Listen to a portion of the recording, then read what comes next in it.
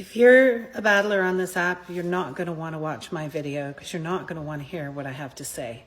I just read an article today that really struck me as something that I think a lot of people on this app probably struggle from, but are scared to talk about it. They're scared to admit it to themselves, the people that they fund, the people that they gift, because they don't want to admit they have a problem. This full lengthy article can be found on businessinsider.com, and all you have to do is do a little search for the word inheritance. It was just released today, and I'm going to read you a few snippets of what this article talks about. Before losing most of her inheritance on TikTok, Cindy White was not very interested in social media. A 65-year-old former insurance investigator who lived in New Jersey spent the year she retired traveling.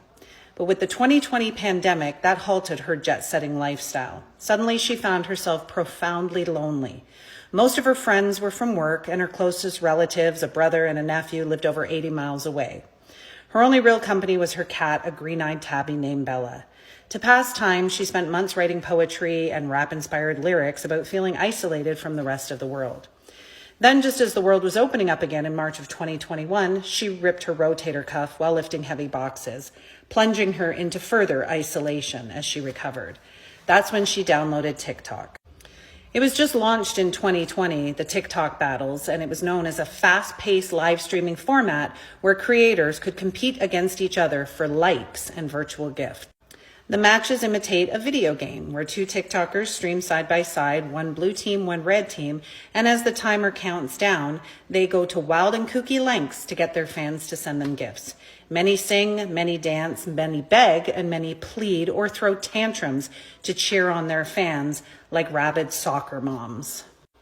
Now, as we all know, the gifts on here, they can range anywhere from a penny up to $500.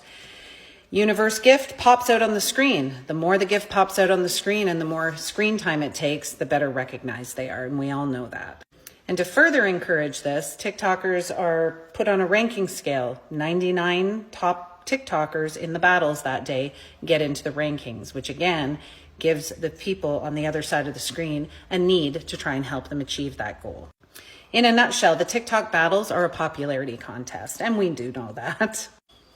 For this lady, the drama all was very engrossing to her, and over the next year and a half, she devoted 50 hours per week to TikTok battles. She spent her nights in darkness in her apartment, only lit by the bluish light of her telephone, and her fingers coiled like springs, anxiously waiting for that moment to win the battle. And right before the match would end, she would grace them with a $13 disco ball or a $29 jet ski, and if she planned it right, just perfectly, she could push them over the edge to win that battle. And how does she describe it? She said it made her feel like a somebody. That her name was called out, sometimes thousands of people in the room watching the battle. She felt important. She said it kind of mimicked like being on a game show and having your name called out. And she was burning $100 a day. By May, she had spent over $25,000. And she was struggling to pay her bills. I know, and I know many people that I talk to know that these battles lean on the users and the people on the other side of the screen for competitiveness. Yes, you're tipping somebody and you're giving them money, but somebody's taking half of that money. And these strategies are known as dark patterns because of their potential to manipulate a user's behavior and pair that with the parasocial relationship they have with the person on the other side of the screen, and it encourages the people sitting there to spend more money. This lady, Mrs. White, compared her compulsive spending of that of a gambler. She said it does exactly what gambling does, but you don't get anything in return. She did admit that she felt the rush. She felt like she was part of a winning team, and she enjoyed helping push that person to winning a battle. But where does it end? Where do the battles end? Because it's day in, day out, nonstop. And there's only two people, in my opinion, when a battle happens that win: the person battling and TikTok. And we all know that there's rankings and different levels a gifter can get, and just purchasing roses is going to kind of get you gifter level 1 through 9. But in order to reach level badge 50, you got to spend $848,000. Say that again, $848,000. One woman who hit a level 40 gifter badge from Denver said that was like a status symbol. That's how people recognize you, by your gifting badge. It's very easy with the click of 2 buttons to gift a creator and have that rush feeling, but then to immediately regret spending that money. The money could go to other useful things, your bills, your children, shelters, homeless people. There's all kinds of things the money could go to.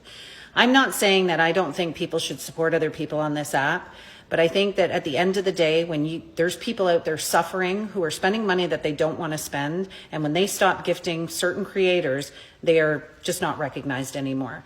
You know, you see so many people on here saying that I'm here for you if you ever need anything. Well, at the end of the day, that money's never going back to whoever's gifting. They're never going to see any monetary return on their money. And I think it's really hurting a lot of people. And I wish more people felt like they could stop gifting and stay in communities and stay in live chat rooms where they feel like they have always belonged because they've gifted, without having to feel that they have to gift. I just hope this opens some people's eyes to know that you don't need to spend money to have friends on this app. And if you are in rooms where you're only recognized or spoken to because you are spending money, think twice about it. I'm sure many of you have already heard about Jojo from the UK, who sadly took her own life because of the debt she got into on this app. And I just hope that people can reach out to somebody and they can have the ability to say, you know what, this is too much, I can't do this anymore, and not lose those friendships that they wholeheartedly have come here to enjoy. And as battlers, I hope that you encourage that with the people who are gifting you. Because when you see the amount of gifts flying across the screen, it's a lot of money people are putting out, and you know a lot of people don't have that kind of money.